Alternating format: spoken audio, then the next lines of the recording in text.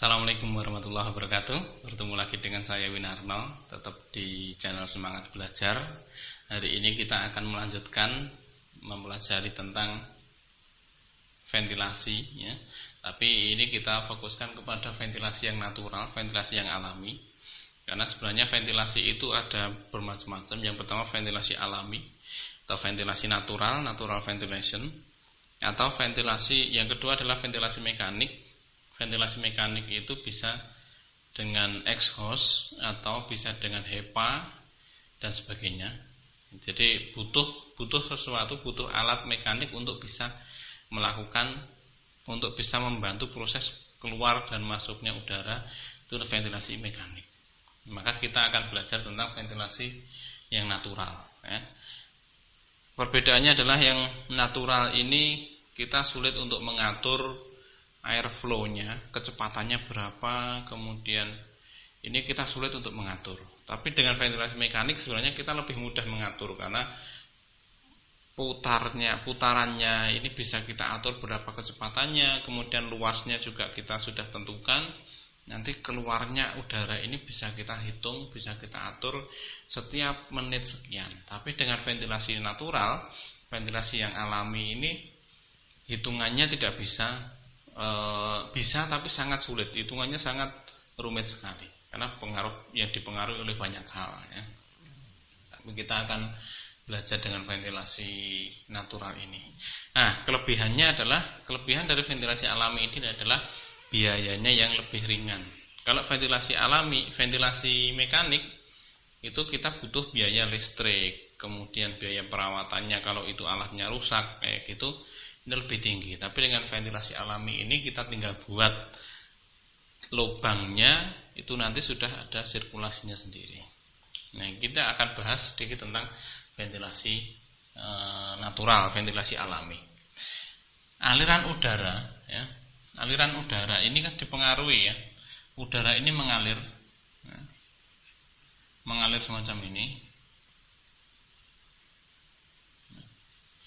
Anginnya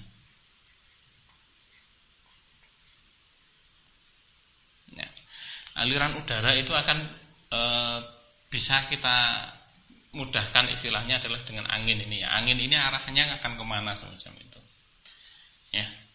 Dipengaruhi aliran ventilasi nanti akan dipengaruhi oleh yang utama adalah angin itu. Angin wind ya. Nih, kalau kita membangun sebuah gedung, nah, ada angin yang asalnya dari sini, dia akan semacam ini arahnya.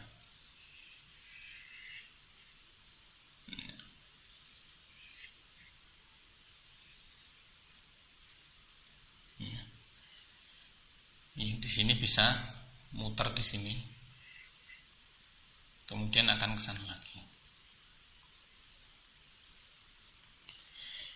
Ini kalau nanti di sini itu kita bangun gedungnya ini berhimpitan dengan ruangan yang lain, maka misalkan sini ada bangunan semacam ini, maka angin yang ini tidak bisa. Angin yang di sini tidak akan bisa.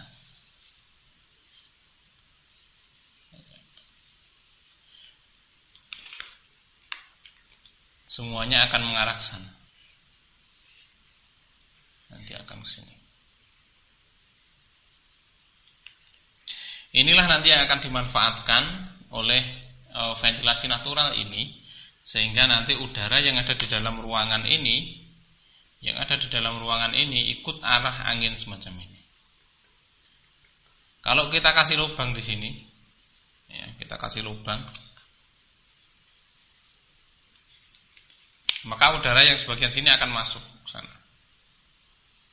Masuk berada di sini. Kalau kita kasih lubang di sini, maka udaranya akan keluar ke sana. Nah, angin ini akan dipengaruhi oleh adanya tekanan. Kalau arah angin semacam ini, di sini tekanan udaranya positif, di sini tekanan udaranya negatif, maka udara yang positifnya akan mengarah ke negatif sana. Dan jadi kalau ini ada udara masuk sehingga tekanannya menjadi positif, di sini udaranya negatif, dia akan keluar ke sana. Ini adalah yang pertama kali mempengaruhi angin. Dipengaruhi oleh adanya angin. Kemudian yang kedua dipengaruhi adalah adanya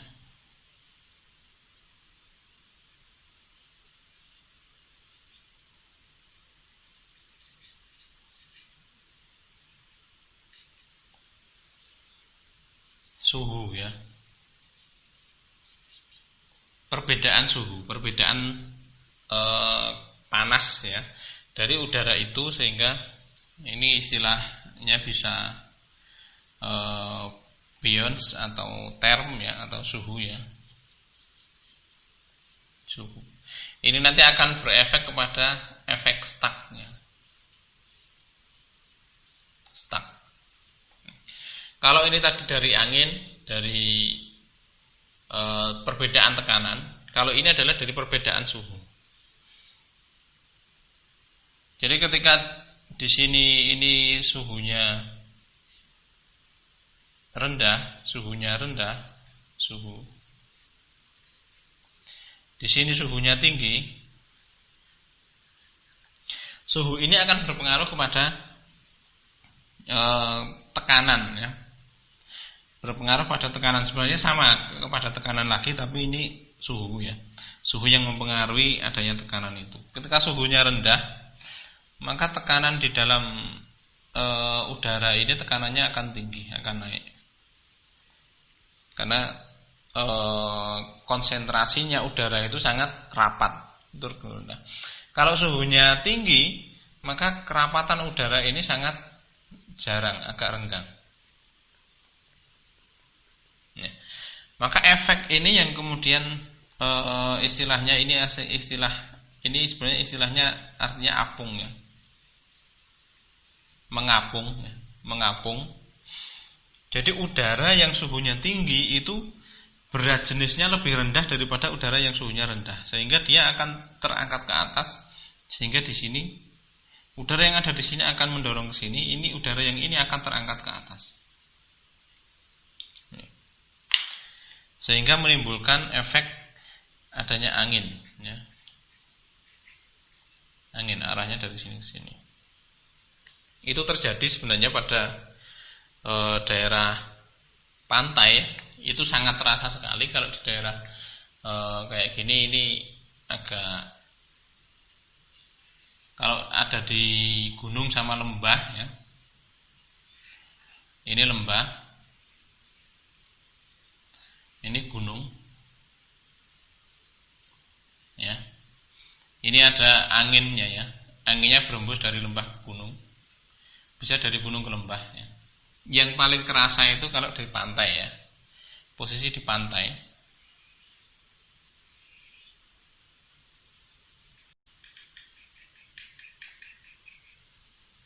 Ya.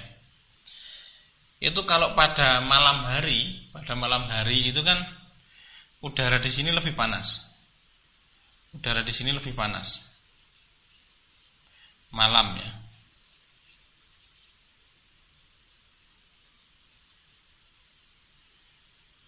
Yang sini malam.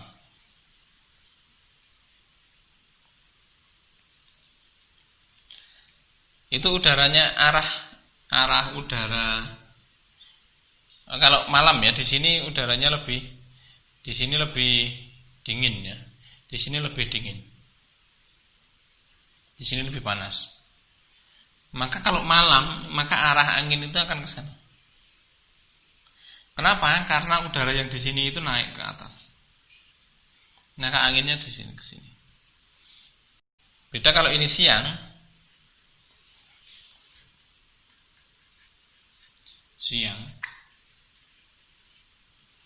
Maka di sini lebih panas ya.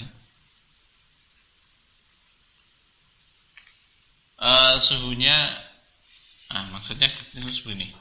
Di sini lebih panas. Di sini suhunya relatif stabil karena air ini bisa menjaga kestabilan dari suhu. Maka ini dinginnya tidak begitu dingin sebenarnya. Tapi ini yang lebih panas. Kalau ini relatif sama sebenarnya. Maka karena ini lebih panas daripada ini, maka arah anginnya adalah ke darat. Ini laut.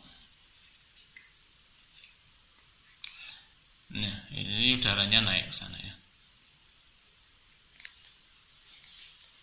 Inilah yang terjadi ya, yang kemudian dimanfaatkan, ada efek apung ini, efek naik ke atas ini yang dimanfaatkan ya, yang dimanfaatkan oleh kita bisa memanfaatkannya untuk natural ventilation. Kemudian prinsip-prinsip dari natural ventilation ya.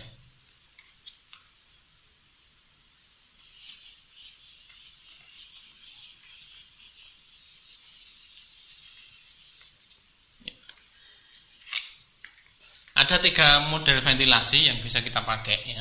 Yang pertama adalah single side ya. Single side ventilation.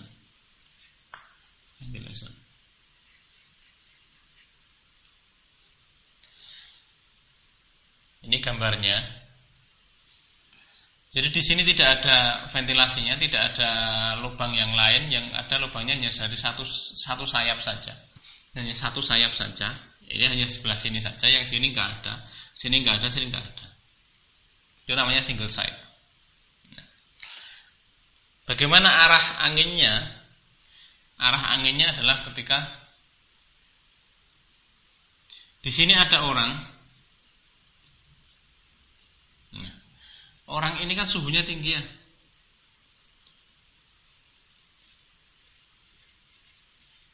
Suhu orang itu kan 36 derajat. Kurang lebihnya segitu. Sedangkan suhu ruangan ini, suhu udara ini adalah sekitar 25 derajat Celcius ya. Nah, ketika ada orang semacam ini, maka suhu dalam ruangan ini akan naik. Suhunya akan meningkat. Nah, yang terjadi suhu di sini ini suhunya 25 Celcius. Di sini karena ada orang ini, kemudian ada ventilasi, ada respirasi, suhu ini bisa ikut meningkat. Suhunya meningkat mungkin bisa menjadi 26 atau menjadi 28 derajat Celcius. Yang terjadi dengan ini, maka udara ini dari sini akan masuk. Udara yang ada di sini, karena ini udara yang 25 derajat ini masuk ke sini, maka udara yang 26 atau 28 ini akan naik. Kemudian karena terdorong, maka di sini tidak ada udara, tidak ada saluran yang lain, maka dia akan terdorong keluar.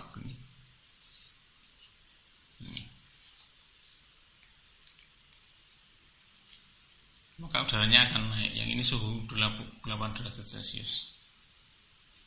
Ini akan muter semacam ini. Ini sama ya. Arahnya begini.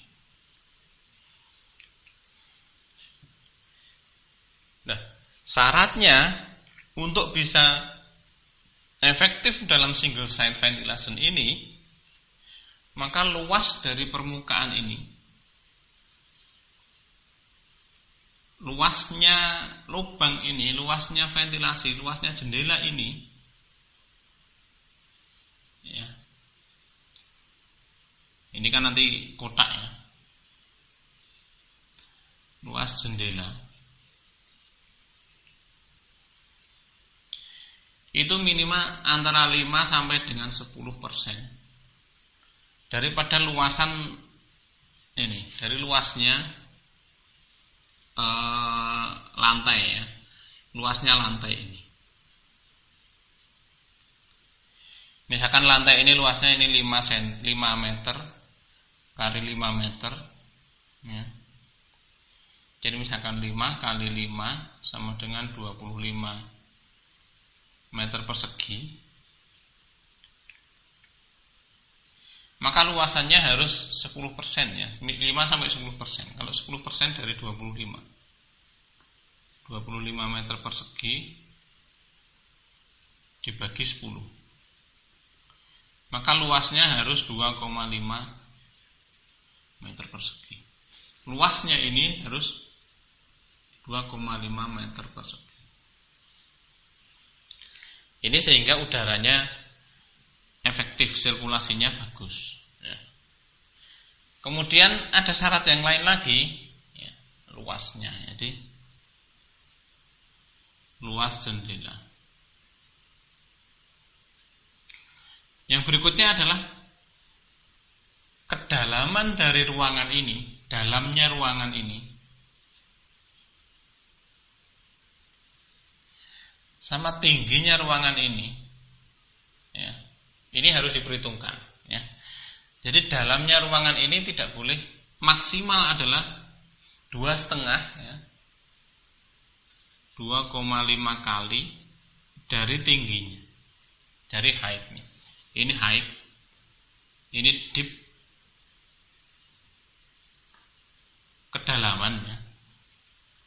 Jadi kalau antara yang dari sisi yang ada jendelanya ini masuk ke dalam itu jauhnya berapa, maka ini maksimal adalah 2,5 kali tingginya. Kalau ini lebih tinggi lagi, ini misalkan 3 kali, misalkan tingginya ini 3 meter, kemudian sini tingginya itu 6 meter, itu masih memungkinkan. Tingginya jarak ini 3 meter, ini panjangnya ini 9 meter, maka ini sudah tidak efektif. Maksimal adalah 2,5 kali height. Ini berkaitan dengan single side ventilation. Kemudian yang berikutnya adalah double side. Ini adalah double side ventilation. Single tadi hanya satu sisi, yang ini bisa 2 sisi ya. Ada jendela di sini, ada jendelanya di sini. Ini jendela di sini, jendela di sini.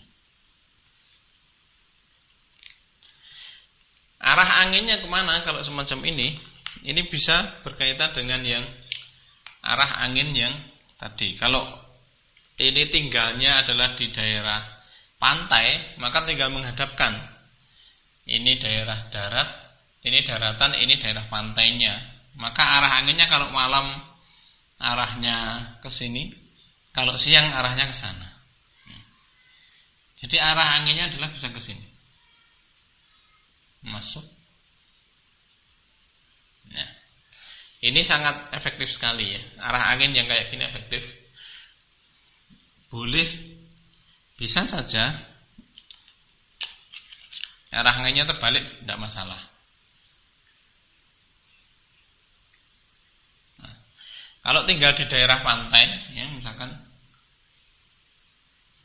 ini, yang ini lautnya,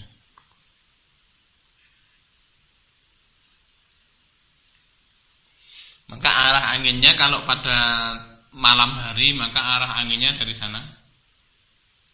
Kalau siang hari arahnya bisa ke sana. Nah, ini efektif sekali, sangat luar biasa. Ya.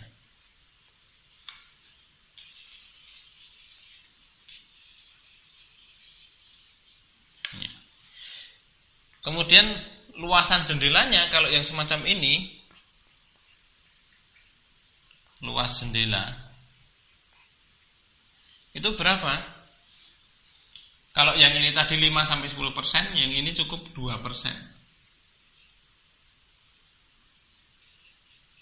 2%. 2% itu dibagi sini 1%, 1%. 1% plus 1%. Jadi lebih sedikit sekali, lebih sedikit lubangnya, jendelanya daripada luasannya daripada yang tadi single set tadi. Dan efektivitasnya lebih bagus yang ini daripada yang ini. Kemudian jaraknya ini, kedalamannya, deepnya dibandingkan dengan height itu boleh 5 kali. 5 kali. Deep sama dengan 5 kali height. Ya. Deepnya 5 kali height. Boleh lebih dalam, boleh lebih panjang ruangannya dibandingkan dengan single set tadi, 2 kali lipatnya. Ya. Kemudian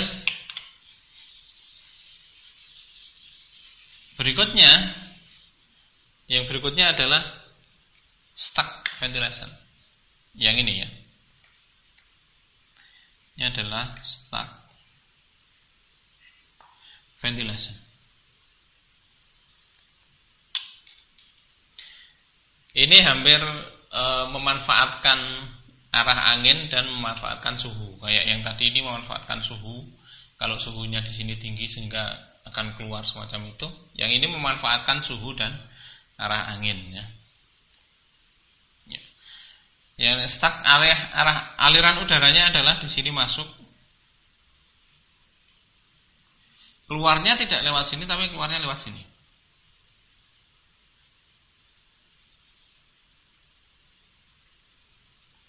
Nah, maka exhaustnya ada di atas semacam ini ya.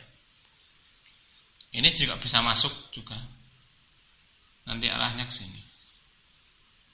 Nah, kenapa bisa naik begitu? Sama dengan yang ini tadi ya. Kalau di sini ada orang, maka suhunya akan naik suhunya. Atau kegiatannya, ada kegiatannya. Suhunya akan naik sehingga ketika ada udara ini dia akan terdorong naik ke atas. Udara panasnya akan terdorong naik ke atas. Kemudian ini udara yang rendah ini akan masuk ke dalam. 25 derajat Celcius ini akan masuk ke dalam. Sini yang 28 derajat Celcius akan naik ke atas. Sini ada juga 25 derajat Celcius, maka udara akan masuk ke sana. Akan dorong ke sana. Ini stack ventilation, ya, stack ventilation. Ya. Luasan yang dibutuhkan untuk ini, yang dibutuhkan untuk ini ya, ini arah anginnya masuk kemudian naik ke atas. Ini juga masuk kemudian naik ke atas. Luasan yang dibutuhkan ini sama dengan yang dibutuhkan di double set ventilation, 1%. Sini juga 1%. Nah, yang di sini biar tidak ada retensi, maka di sini harus 2%. 2 kalinya udara yang ada di sini dan di sini. 2 kali ventilasi masuknya. Nah, ini. Jadi udara dari sini mengalir akan naik ke sana, yang ini mengalir juga akan naik ke sana. Kalau ada angin gimana? Angin yang dari sini. Nah, bisa saja anginnya terus ada yang terdorong ke sini keluar, ada yang naik ke sana. Anginnya dari sini akan terdorong keluar ke sini, akan naik ke sana. Tuh. Ini begini. Ini lebih ventilasi ini akan berjalan secara alami, misalkan tidak ada angin yang ada di sini atau di sini. Kalau yang ini lebih dibutuhkan angin untuk bekerja ini. Kalau ini juga angin akan membantu. Ketika angin masuk ke sini akan membantu, kemudian ada angin yang keluar, ada udara yang keluar. Tapi suhu akan lebih berperan. Di sini juga suhu sangat besar peranannya. Kemudian yang menjadi keuntungan daripada stack ventilation ini adalah jaraknya ini, kedalamannya ini lebih besar lagi. Kalau ini tadi 2,5 kali, yang ini 5 kali, yang ini bisa 10 kali. 10 kali height. Ya. Bisa 10 kali height. Maksudnya bukan langsung 10, tapi di sini antara stack ventilation dari sini ini 5. 5 kali, yang sini 5 kali. Totalnya 10. Ini bagus untuk ruangan-ruangan yang perlu ruangan besar. Misalkan ada arena olahraga yang indoor, kemudian ruang pertemuan yang butuh banyak orang kayak gitu, maka bagus diterapkan ventilasi model yang semacam ini.